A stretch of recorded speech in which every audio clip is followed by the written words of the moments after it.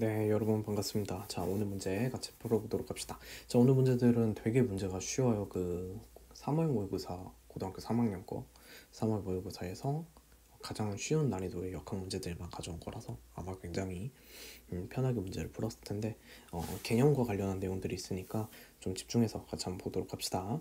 자, 헬멧을 쓰고 속도 제한이 있는 전동 스쿠터를 타고 있대요. 자, 푹신한 스티로폼 소재가 들어가 있다라고 하네요. 헬멧 안쪽에. 그리고 속력 제한 장치는 이제 최대값을 25km/h로 제한을 한다라고 얘기를 합니다. 자, 기억을 한번 봅시다. 기억은 충돌이 일어날 때 머리가 충격을 받는 시간을 짧게라고 써 있는데 푹신한 소재가 들어있으면 일단 중요한 건 델타 T 값을 올리는 역할을 하고 있어요.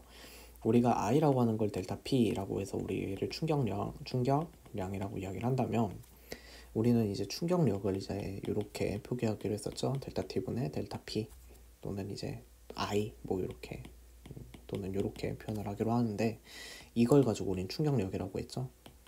실제로 이 받는 힘 자체를 약화시키려면은 우리는 요 값 자체를 올려주는 역할을 해야 합니다. 자, 그래서 델타 T 값을 올려 가지고 이 충격력 자체를 낮추는 게 요 헬멧의 역할이다 라고 생각을 하면 될 것 같아요. 자, 기억 같은 경우는 그래서 이제 틀린 내용이 되는 거고요. 자, 그 다음에 니은을 한번 보면 기억은 충돌하는 동안 머리가 받는 평균임의 크기를 증가시킨다라고 했어요. 증가시키면 조금 더 뭐라 그러지? 헬멧 썼는데 더 많이 다치는 일이 벌어지겠죠.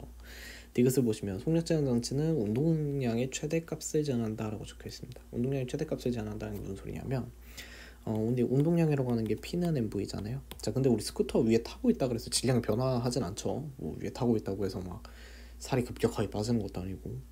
자, 그래서 질량 자체는 그냥 그대로고 속도 자체가 이제 25km/h로 이제 고정이 된다는 얘기는 운동량의 최대값 자체를 제한한다라고 생각을 할 수가 있겠네요. 그래서 4번, 2번 이렇게 골라주시면 됩니다.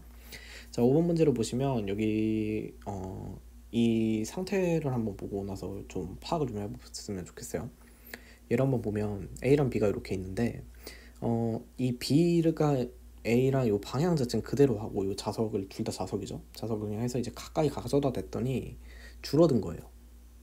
질량이 질량이 아니죠. 그 측정값이 줄어든 거죠. 자, 그래서 가에서 나로 갔을 때 중요한 건 이때는 자기력이 증가했습니다. 자, 그리고 자기력이 증가했고 한 가지 가까우니까 당연히 자기력이 증가하겠죠. 그리고 한 가지만 더 얘기를 해보면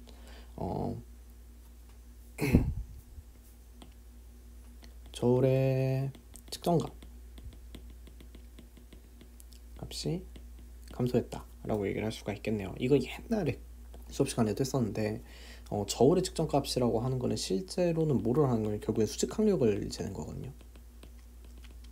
수직항력이 줄어들었다는 얘기는 무슨 얘기냐면 A를 기준으로 해서 자유물체도를 한번 그려보면 아랫방향으로 중력이 작용하죠.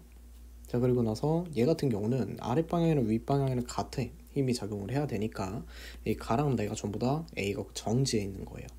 자, 근데 이렇게 중력이랑 같은 힘이 위쪽에 작용을 할 건데 이 위쪽에 있는 힘이 자기력 또는 한 가지 더 있죠. 뭐가 있을까요? 수직항력입니다. 자, 지금 무슨 얘기냐? 색깔을 좀 바꿔보자. 무슨 말이냐면 저울의 측정값 자체가 줄어들었다는 게 수직항력 자체가 줄어들었다는 거죠. 근데 중력은 그대로 있잖아요. 그러니까 자기력 자체가 늘어나야 돼요. 이해되시나요?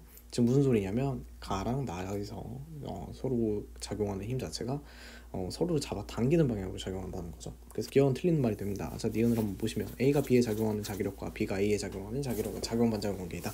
당연히 맞는 말이 되죠. 디귿을 보시면 A가 B에 작용하는 자기력의 크기는 나에서가 가에서보다 크다. 당연히 맞는 말이 됩니다. 수학 선생님한테 제대로 배웠으면 여러분도 다 아시겠지만 자석은 가까이 하면 가까이 할수록 그 세기가 강해질 겁니다. 됐나요? 다음 10번 문제입니다. 자, 우리 10번 문제 풀 때 우리 여러분들 표 그리는데 표를 좀 약간 반대로 그리는 사람들도 있어서 좀 같이 한번 보도록 합시다. 여기 A가 있고 B가 있고요. 근데 우리는 중요한 거 충돌 전후 상황을 비교를 할 거잖아요.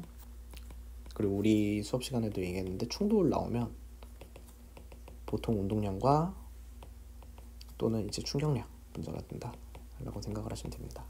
자, A랑 B가 있고 A랑 B를 따져주는데 우린 중요한 건 전후 상황에서의 운동량이 보존이 되는 거죠.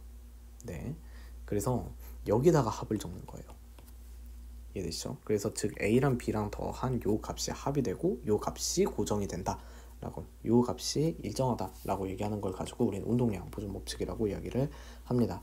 자, 중요한 거는 전후 상황에서 A가 가지고 있는 운동량이 보존되는 것이 아니라는 거예요. 그래서 사건마다 여기 첫 번째 있는 이 전에 대한 사건과 두 번째 있는 후의 사건, 두 번째 사건에 대해서 운동량이 보존되는 거라서 표를 한번 완성을 한번 해보면 A를 한번 보시면 속도가 5에다가 질량이 A는 2라고 했으니까 여기 10이라고 적어주면 되겠죠. B 같은 경우는 정지했으니까 0, 합은 10이죠.